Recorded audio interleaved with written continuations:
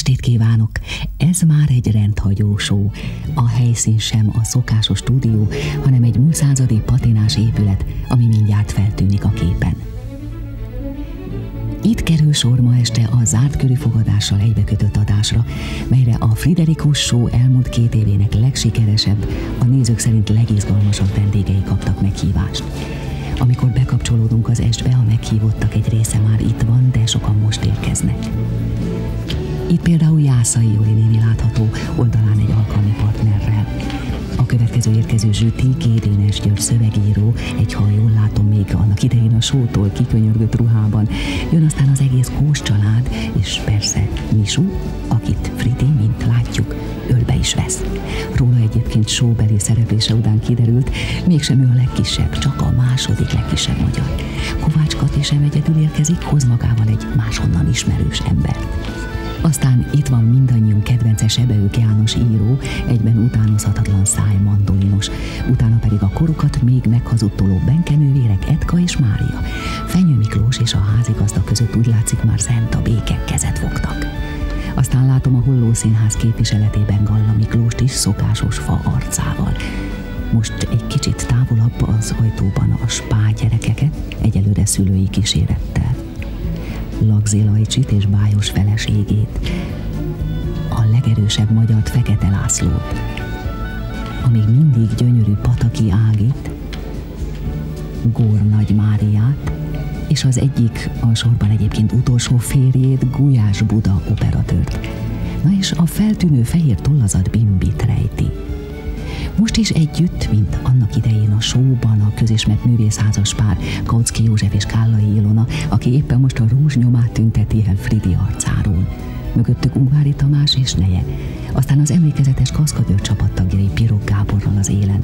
Látom érkezni a Manhattant is. Szilágyi János feleségével jön. Ebben a talpig fehér, illetve ezüst rókában pedig Medvecki Ilona üdvözli a műsorvezetőt. Természetesen vele van élettársa, az egykori tévéelnök Nagy Rihárd is. Most tűnik fel Hernádi Judit, utána Kóbor János, míg pedig megbízható források szerint érettségi öltönyében. A távolban Lórán Lenke és Csala Zsuzsa szép színes estéiben adnak puszit kedvenc showmenjüknek. Mögöttük ez a fes-fehér smokingos ifjú, az időközben Magyarországra visszatért kiváló úszónk, Rózsa Norbert és barátnője. Várunk vissza, Fridi! Ez a felirat egy léggömbön olvasható, amivel a hazai léggömbüzletember Linda von Schmidt érkezik. Ahogy látják, Galambos Erzsi is betoppan, pedig ma este színházi elfoglaltsága is van. Katona Klári és Somló Tamás együtt jött, de mielőtt pletyka keletkezne róluk, sietve hozzátesszük, ők valószínűleg csak itt az ajtóban találkoztak össze, ezért érkeztek együtt. Na és szépen libasorban és az elmaradhatatlan népviseletben a Veresegyházi asszonykórus teljes létszámmal. Összesen tehát 217 vendég az elmúlt 2 év Friderikus Show-iból. Kiki elfoglalta helyét a kis asztaloknál, pincérek hozzák az üdítőt és a pezsgőt, tehát úgy tűnik, minden rendben, indulhat a záróadás. Főcím. Hölgyeim és uraim, az 50. Friderikus Show-t már is elkezdjük. Önök közvetítést látnak Friderikus Sándor fogadásáról, melyet a jubileumi adás meghívottai és a tévénézők tiszteletére ad. A mai műsor egyfelől visszatekintés, másfelől azért vannak vendégek is, mégpedig nem is akármilyen világsztárok, így Claudia Cardinale és Alain Delon. Induljon a show, érkezik már is Friderikus Sándor!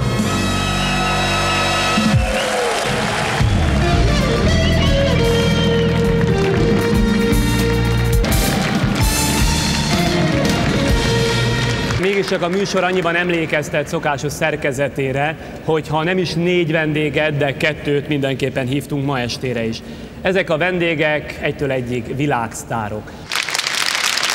Claudia Cardinale.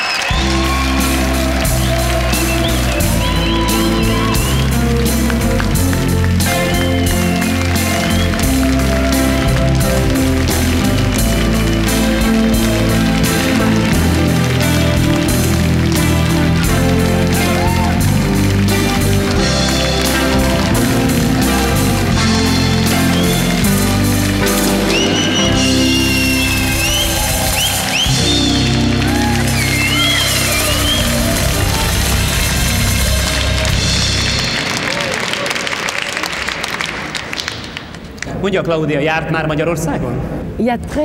Igen, igen, nagyon-nagyon-nagyon régen jártam itt. Milyen alkalommal? Nos, csak így átutazóban voltam, de nem forgatni. Úgyhogy nem ismerem Magyarországot, nem nagyon. Egyébként, ha megérkezik egy idegen országba, akkor hol ismerkedik főleg az országgal? Kimegy a piacra, és ott a hétköznapi embereket nézi, leül egy kávéház teraszára, és a járókelőket nézi, vagy mondjuk múzeumokba jár, és szétnéz, hogy mit tud leginkább begyűjteni egy országról. Igen, én nagyon szeretek sétálni, szeretek gyalogolni, szeretek a piacra járni, és tulajdonképpen ugyanúgy élni, mint bárki más, pontosan azért, hogy megismerjem a várost. Nem szeretek kocsival közlekedni, de igazán szeretek úgy csatangolni, imádok utazni. Mondjuk Párizsban, mert ugye manapság pár éve már Párizsban él. Ön Párizsban fogja magát felül a metróra, fölszáll a buszra, miután nem szeret autózni, viszont a távolságok elég nagyok? Már hozzászoktam, mindig ezt csinálom. Mászkálok az utcán, igazán nem testőrökkel járok, nem kocsival közlekedek. Nem, most teljesen normálisan élünk. Elkísérem a lányomat az iskolába. Már nem tudnék teljesen elszigetelten élni, a világtól elszigetelten élni. Én szeretek részt venni az életben. A lányával él együtt ezek szerint? Igen, és a férjem mellett egy ilyen jövésmenésben. Párizsban, igen. De Rómába is ellátogatok. De ugye ön Tunisban született, és eredetileg olasz. Így igaz. Így igaz, olasz vagyok, Tunisban születtem, így igaz. 3 generációt visszamenőleg. Az első nyelvem az a francia. Olasz vagyok a szívem szerint. És egy kicsikét afrikainak is érzem magam. A filmezésből, meg ebből a sok munkából, ha jól olvastam a lexikon, legalább 100 filmet forgatott eddig élete során, ugye? Körülbelül 100 filmet. Igen, hát az idő az múlt, de én úgy érzem, hogy én szeretem az életet. Én kihasználom a lehetőségeket, azért, hogy ide jöhessen például ma este, ez egy csodálatos dolog, ez egy rendkívüli dolog. Én minden pillanatot élvezek. Igaz az az újságállítás, ami egyébként szerintem nem igaz, hogy ön már nagymama is? Igen. Hát akkor nagyon korán kezdte, ez csak azzal magyarázható, ugye? Van egy 14 éves lányom, és van egy 14 éves unokám, kislány. A másik gyereke, ő hány éves? Az ön korában van, pontosan, 34 éves. Visszatérve, van egy 14 éves lánya, és ad neki praktikus tanácsokat, hogy kell bánni a fiúkkal? Nagyon jól tudja. Beleszól például abba, hogy ki udvarol a lányának? Nem, ő mindent elmesél a lányom nekem.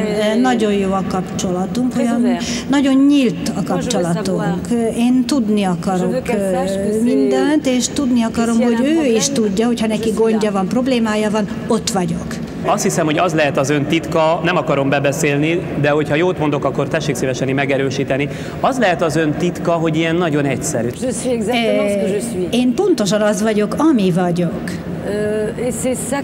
És tulajdonképpen azt hiszem, hogy ez ment meg engem.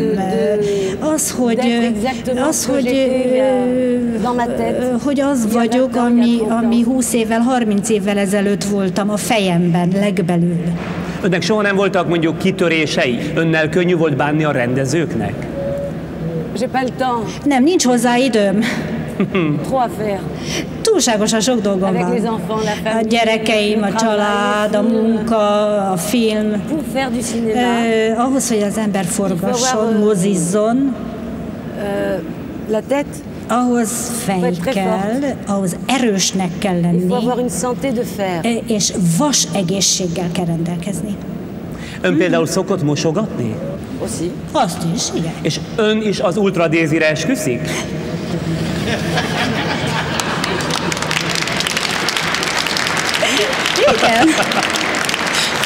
Igen, én minden olyat csinálok, amit bármelyik más nő csinál. Hogy van például azzal, hogy öregedés?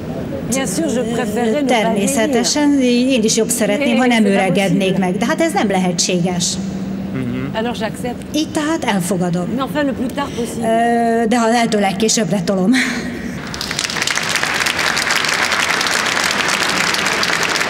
Jó, kérem szépen, akkor egy másik világsztár vendégünk is van, Alain Delon.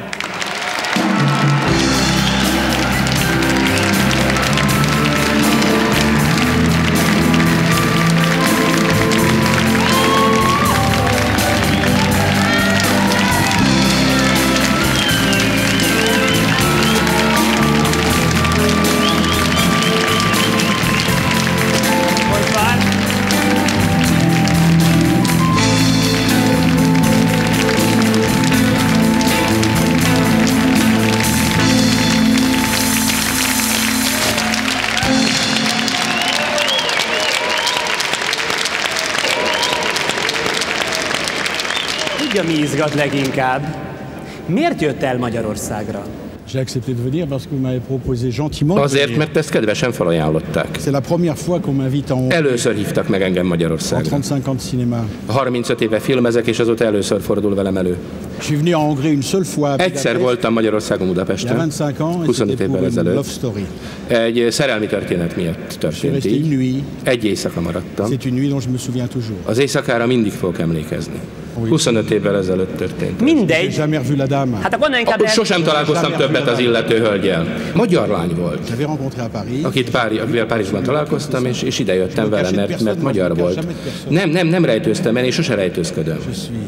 És megjelent 25 éve, bement egy szállodába, egy éjszaka történt, ami történt, felült a repülőre, aztán usgyi? De hát...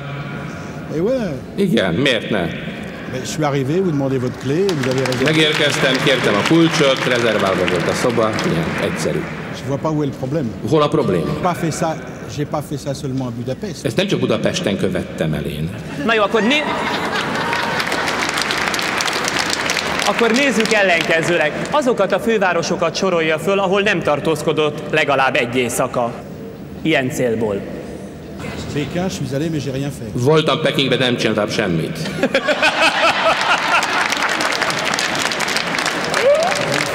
Semmit. Megpróbáltam. De semmit nem csináltam.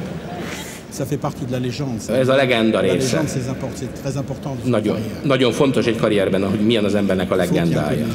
Kell egy kis legenda, kell egy kicsi ebből. Ezt a legendát ön kelti, vagy csak a filmjei? A közönség a filmek révén hozza létre a legendákat. Korjelenség is, időbeli jelenség is, körülményeken is múlik. Akármit tegyen is az ember a munka folyamán, amikor az ember ügyködik azon, hogy jól dolgozzék, a legendákat mégiscsak a közönség csinálja. Egyáltalán ön még meg tudja különböztetni, hogy milyen a valóságos Alain Delon, és milyen az, amit már a filmek sokasága kialakított az emberekben? Vannak a színészek, és vannak a komédiások. A komédiások azok, akik hivatással, iskolát végezve jutnak a pályára. És vannak a színészek, mint magam is, akik személyiségek mielőtt színészé válnának, akik ezt a személyiséget helyezik a mozi szolgálatába. A különbség szerintem lényeges, senkit nem akarok ezzel bántani, amikor egy komédiás játszik, akkor egy színész él. Az összes filmemben egy kicsit kevesebbet adok, mert adaptálom, alkalmazom a szerepet a saját személyiségemhez, nem pedig a személyiségemet a szerephez. Mindig én vagyok benne. Igazán így gondolom. Önről elég sok minden járja, aztán, hogy mi igaz ebből, meg mi nem. Mondjuk, mikor érzékenyült el utoljára? Gyakran megindult vagyok, akár minden reggel is elfog az érzelem. 3 éves kisgyerekem van. 30 évvel fiatalabb a feleségem, mint én. Úgyhogy minden nap megindult vagyok, mert van is okom erre minden nap. Azért,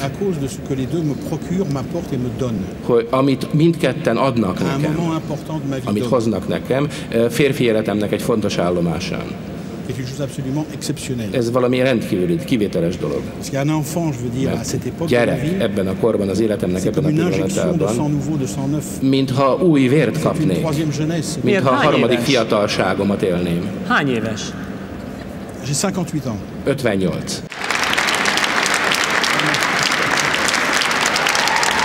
Ez a szerelem például, ami most jelen van az életében, mondja ebben a korában, ez olyan nagyfokú vagy nagy intenzitású, hogy mondjuk mostanában Pekingben vagy Budapesten egy éjszakára nem fog előfordulni? Ez két különböző dolog. Tudom, a nők ezt nem értik meg, de ez két egészen különböző dolog. A férfiak nagyon jól megértik. Fontos a párkapcsolatokban, hogy ne legyen képmutatás bennük. Emlékszem pályám elején,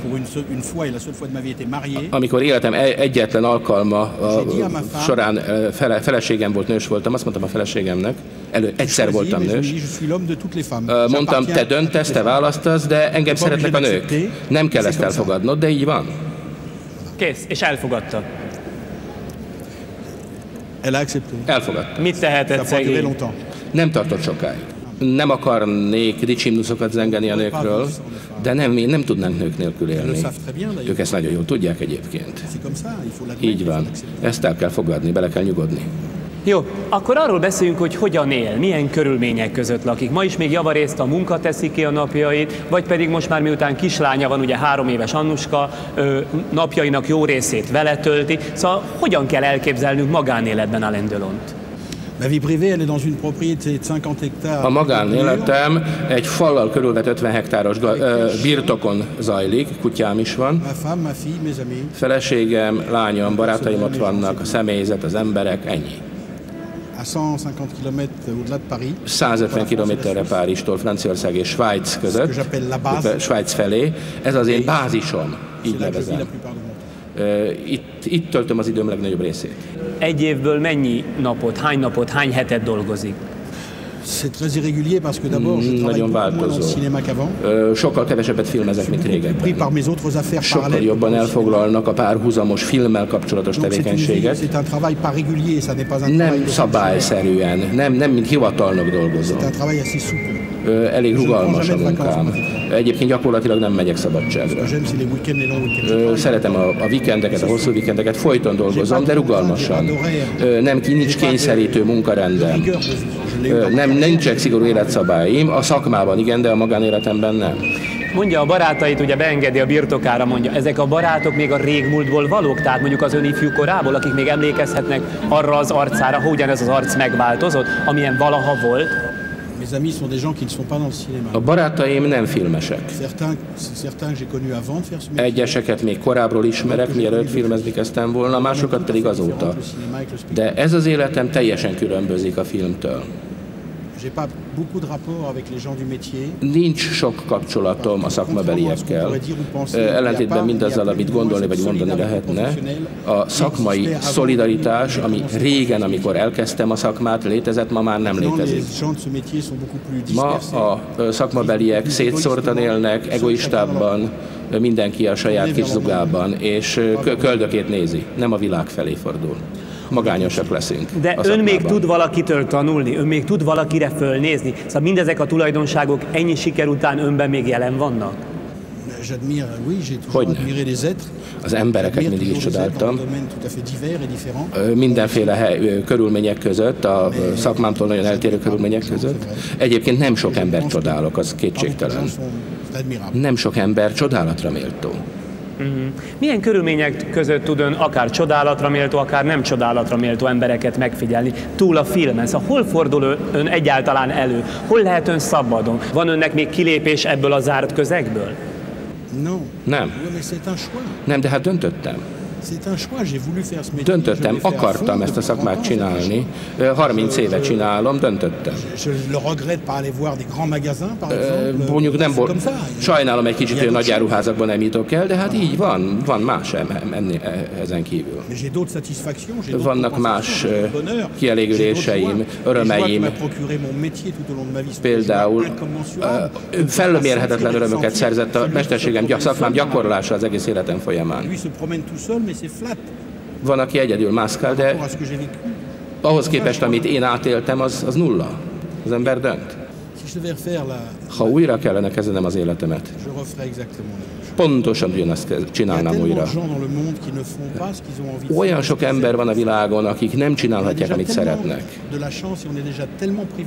Annyira privilegizáltak vagyunk, annyira szerencsénk van, hogy már azt csinálhatjuk, amit szeretünk, és amikor az ember azt csinálja, amit szeret, és idézőjelben, amikor az embernek olyan sikere van, mire vágyhat még? Csodálatos dolog ez.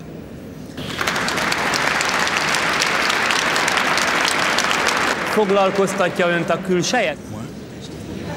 Nem.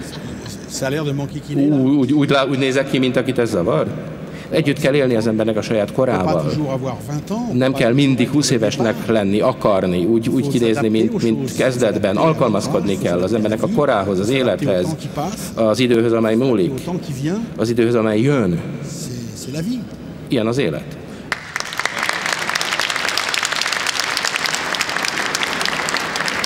Dolog, megengedi-e, hogy a közönség kérdezzen? Melyik tulajdonságát tartja gyengének, melyik tulajdonságától szeretne megszabadulni? Egyszerűen mi az, amit nem szeretne, ha olyan lenne, amilyen?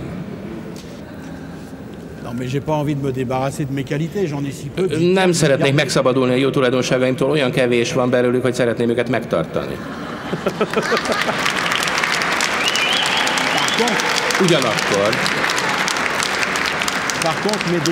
a hibáim, a fogyatékosságaim, azoktól szeretnék megszabadulni, de nem vagyok ilyen nagy igényű. Azt hiszem, hogy ami egy férfi életében számít, az, hogy a hibái is, a jó tulajdonságai is nagyszabásúak legyenek, ne apróságok. Hogyha az embernek a jó tulajdonságai és a hibái nagyszabásúak, akkor jól lehet vele élni. Akik az emberrel együtt élnek, azoknak persze nehezebb. Undvári Tamás. Talán nem derült ki az ön számára, hogy mi mennyire meg vagyunk hatva, hogy itt van. Ez nem egy kérdés, csak valamennyiünk érzését tolmácsolja.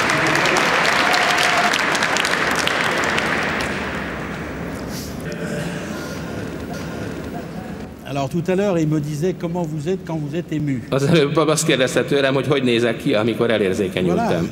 Tessék. Voilà, ça me touche. Igen, így. Szíven ütött.